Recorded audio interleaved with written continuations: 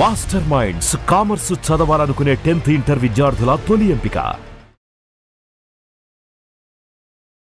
నమస్తే రమగారు. నమస్తే జయ. రమగారు, దీపారాధన ఉదయం చేస్తాం ప్రతిరోజు, ప్రతి ఒక్కరం కూడా. అయితే కొన్ని సందర్భాల్లో ఉదయం పూట కొంత కుదరని అవకాశాలు కూడా ఉంటాయి కొంతమందికి. ఎందుకంటే ఆఫీసులకి వెళ్ళాలి, లేదా పిల్లల్ని పంపించాలి. ఇలాంటప్పుడు సాయంకాలం దీపం పెట్టొచ్చా? ఏ సమయానికి పెట్టాలి? సాయంకాలం చేసే దీపం యొక్క విశిష్టత ఏమైనా ఉందా అండి? ఉదయం కుదరకపోతే సాయంకాలం చేసుకోవచ్చు, ఉదయం కుదిరినా సాయంకాలం కూడా చేయొచ్చు. అది 2 పూట్ల దీపారాధన ఎప్పుడు మంచిదే. పొద్దున ఎలాగో చేసుకుంటాం, చేసుకోగలిగిన వాళ్ళు.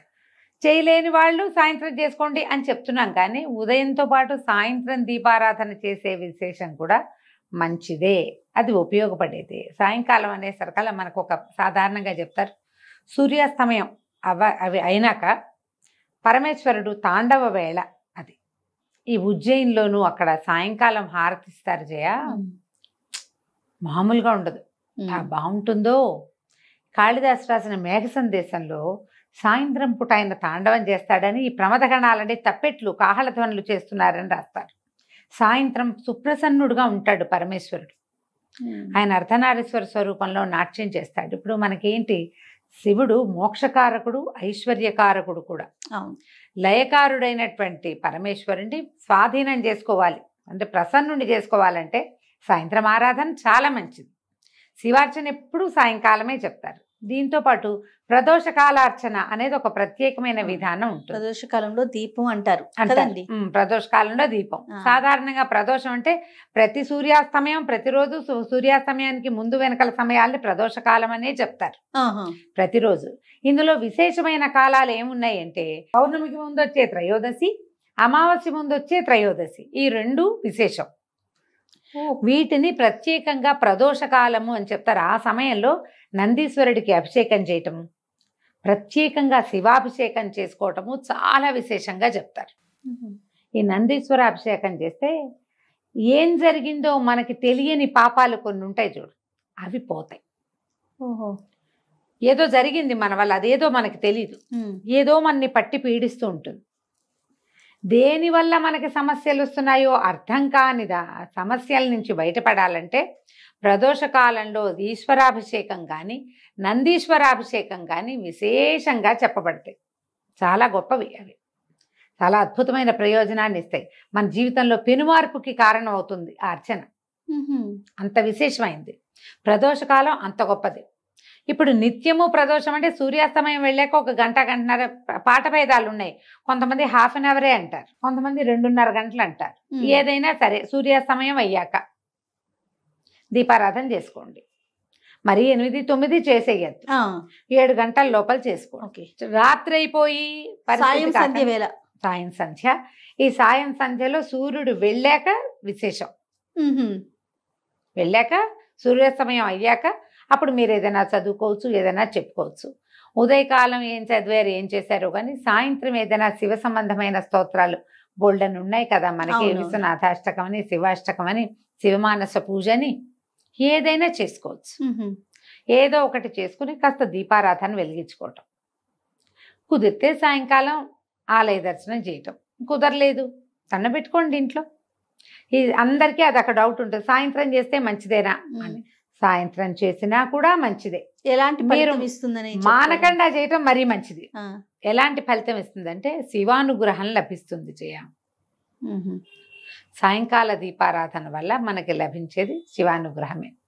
సమస్యల నుంచి బయటపడతాం. ఈ రోజువారీ మన జీవితం ఒక ప్రెషర్ఫుల్ గా నడుస్తూ ఉంటుంది కదా, దాంట్లో నుంచి ఒక సొలేస్ లభిస్తుందని భావిస్తాను జయ. నా మటుకు నేను సాయంత్రం దీపం పెట్టగానే పొద్దుటి చిక్కంతా తీసేసినట్టు అనిపిస్తుంది నాకు.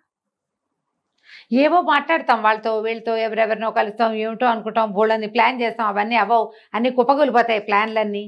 ఒకసారి బోధో వస్తుంది అనుకుంటే ఏమీ రాదు, ఎవరో వస్తారనుకుంటే రారు, అనవసరంగా మనం వెళ్ళామనిపిస్తుంది. ఏవో ఉంటాయి. ఇవన్నిటికీ ఆ దీపం పెట్టి కాస్త అగరత్తు వెలిగించి, ఒకట పంచాపచారాలు సాయంకాలం పెద్ద పువ్వులు గివ్వులు పెట్టరు ఎవరు, పొద్దున్న చేయని వాళ్ళు పెట్టుకుంటారనుకో. ఆ ధూపం కాస్త ఇంట్లో అట్లా చూపించామంటే హాయిగా ఉందిరా, ప్రశాంతంగా ఉంది, ఈ పూట చిక్కు వదిలిపోయింది అనిపిస్తుంది. అది ఫీల్ అవ్వాలి. నా జీవితంలో ఏం మార్పు లేదండి అంటుంటారు కొంతమంది, వింటాను, నాకు చెప్తుంటారు. మీరు చెప్పారు కదా 11 days నేను రోజు దీపం పెట్టాను, నా జీవితంలో ఏం మార్పు లేదండి. దీపం పెట్టడమే మార్పు. కరెక్ట్ అండి. ప్రతిరోజు మీరు 6:30-7 గంటలకి చకచకా స్నానం చేసేసి ఇల్లు బాకిలి ఏదో ఒక మాదిరిగా అయినా తుడుచుకుని, పొద్దున్న తోమినంత తోమకుండా కొద్దిగా ఒక మాదిరి వాకిలి సంధ్య వాకిలి జిమ్ముకుని, ఓ చెంబు నీళ్ళు పోసుకుని, కొంచెం ఫ్రెష్ బట్టలు కట్టుకుని, ఒక దేవుడి దగ్గర కూర్చుని 10 నిమిషాలు ప్రశాంతంగా ఉన్నావంటే ఏమిటి అదే నాంది, ఏమిటి ఇంకేం కావాలి నీకు? అంతే కదా.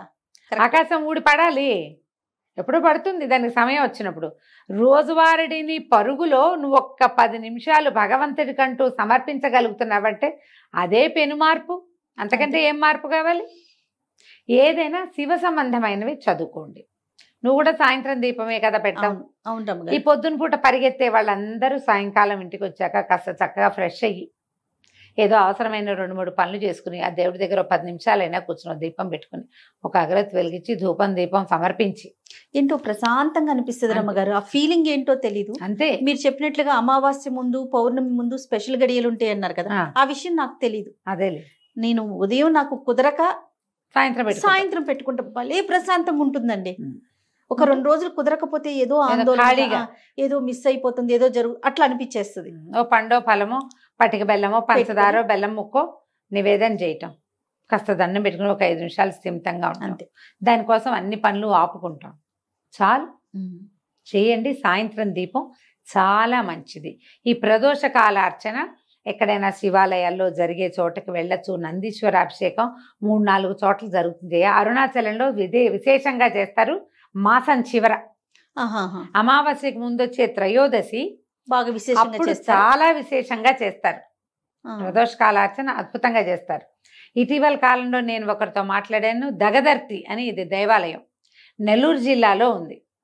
దగదర్తిలో ఉన్న ఈ శివాలయంలో కూడా ఈ పేరుతోటి యూట్యూబ్ ఛానల్ కూడా ఉంది. కేవలం శివాలయం ఇంకేం లేదు. వాళ్ళు కూడా ఈ నందీశ్వర అభిషేకం చేస్తారు ప్రదోష కాలంలో. నేను నెల్లూరు వెళ్ళైనా మూలాపేట అని ఒక ప్లేస్ ఉంది. అక్కడ మూలస్థానేశ్వరుడు అనే దేవాలయం ఉంది. అక్కడ శివాలయం పాతది. అక్కడి నుంచే మొదలైందట నెల్లూరు ఊరు. అదే మొదలు. అక్కడే ఉసిరి చెట్లు ఉన్నాయి. నెల్లికాయ వల్లే నెల్లూరు అని పేరు వచ్చింది. ఉసిరికాయ నెల్లికాయ అంటారు. అక్కడ మొట్టమొదట పరమేశ్వరుడు వెలిసి ఉన్నాడు, మూలస్థానేశ్వరుడు. అక్కడ ఆస్థాన నందీశ్వరుడు ఉన్నాడు. వాళ్ళు కూడా ప్రదోషకాల అర్చన చేస్తారు. కొన్ని దేవాలయాల్లో విశేషంగా కనపడుతుంది. మీ సమీపంలో ఎక్కడైనా ఉంటే ప్రదోషకాల అర్చన చేయించుకోండి. ఈ అరుణాచలంలో దగదర్తిలో వీటన్ని చోట్ల కూడా మనం బుక్ చేసి పెట్టుకోవచ్చు. గోత్రనామాలు పంపిస్తే అర్చన చేస్తారు. అవకాశం ఉన్నప్పుడు ఒకసారి వెళ్ళి దగ్గరుండి ఆ నందీశ్వరుడికి చేసే అభిషేకాన్ని చూడొచ్చు కంటితోటి. ఇది విశేషమైనది. నువ్వు ఎందుకు అడిగావో సాయంకాల దీపం, దాంట్లో మనం ప్రదోష కాలాన్ని కూడా కలుపుతున్నాం. అవునండి. ఇప్పుడు మీరు సాయంత్రం పెట్టే దీపాన్ని ప్రదోష దీపం అనొచ్చు. మీరు రోజు పెడతారు, ఆటోమేటిక్ గా త్రయోదశులు 2 కవర్ అయిపోతాయి. అవును కదా, తెలియకుండానే ఆ రోజులు కవర్ అయిపోతాయి. ఏదైనా మానేసే పరిస్థితి, మీరు బయటకు వెళ్ళే పరిస్థితి ఉంటే ఈ డేట్ చూసుకోండి. ఓకే, అమావాస్యకి ముందు పౌర్ణమికి ముందు రమ్మగారు. ఇవి 2 విశేషమైనవి. పెట్టుకోండి జాగ్రత్తగా. శివ సంబంధమైనది ఏ స్తోత్రం మీరు చదువుకున్నా కూడా మీకు అద్భుత ఫలితం. అంటే జయ, బ్రహ్మాండం ఊడి పడదు. అంతే కదండి. 2 పాయింట్లు ఉంటాయి వీటిలలో ఎప్పుడు కూడా. నీకు కావాల్సింది కాదు, రావాల్సింది వచ్చేస్తుంది. 1. 2ది, నీ మీద పడాల్సిన పెద్ద బండరాయి చిన్న రాయి అవుతుంది. ఎప్పుడో ఒకసారి రేర్గా ఈ రాయి తొలగిపోవచ్చు కూడా, పక్కన పడచ్చు కూడా. బండపడ్డానికి మనం ప్రిపేర్ అవ్వక్కర్ల, పడిపోతుంది ఎట్టాగో. నీ ప్రిపరేషన్ ఏం అక్కర్లేదండి, అది జరిగిపోతుంది. ఆ జరగాల్సిన భయంకరమైన పరిస్థితుల్లోంచి నువ్వు ఒక మాదిరి స్థితిలోకి మారగలుగుతావు ఈ అర్చనలు వాటి వల్ల. ఈ పాజిటివ్ ఎనర్జీ వల్ల మనం కొంత తప్పించుకుంటాం. అదే కదా మనకు కావాల్సింది, అదే కదండి కదా. ఇది చాలు కదా మరి. కాబట్టి ఈ రకంగా ముందుకెళ్ళండి. చాలా సంతోషం రమ్మగారు. నమస్తే. నమస్తే.